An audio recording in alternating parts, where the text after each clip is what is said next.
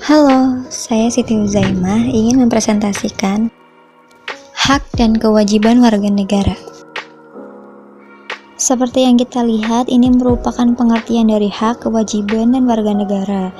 Nah, hak dan kewajiban selalu berjalan beriringan. Ketika kita menuntut hak, maka akan ada kewajiban yang harus dilakukan.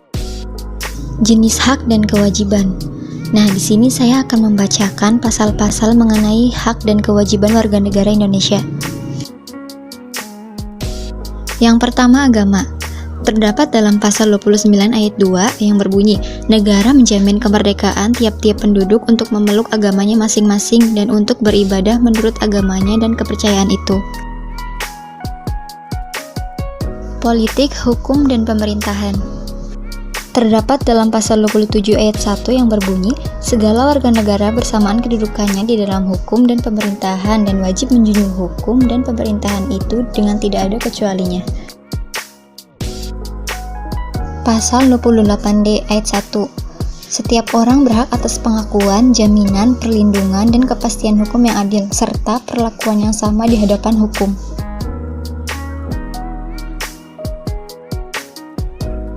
Selanjutnya, ekonomi.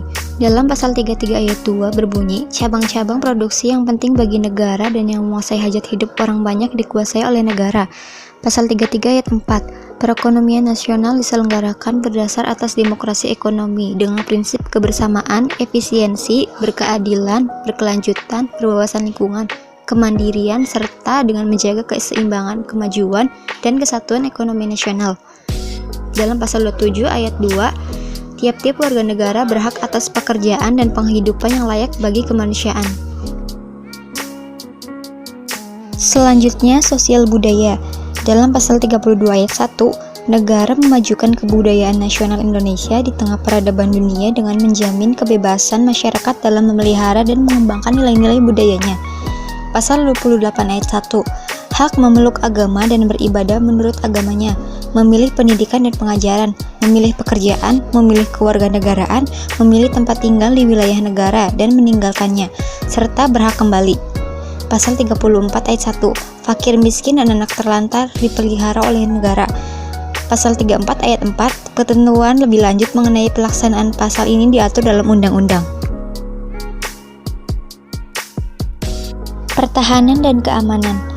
Dalam pasal 30 ayat 1 berbunyi, tiap-tiap warga negara berhak dan wajib ikut serta dalam usaha pertahanan dan keamanan negara. Pasal 30 ayat 5, susunan dan kedudukan Tentara Nasional Indonesia, Kepolisian Negara Indonesia, hubungan kewenangan Tentara Nasional Indonesia dan Kepolisian Negara Republik Indonesia di dalam menjalankan tugasnya, syarat-syarat keikutsertaan warga negara dalam usaha pertahanan dan keamanan negara, serta hal-hal yang terkait dengan pertahanan dan keamanan diatur dengan undang-undang. Selanjutnya, pasal 27 ayat 3 yang berbunyi, setiap warga negara berhak dan wajib ikut serta dalam upaya pembelaan negara. Thank you.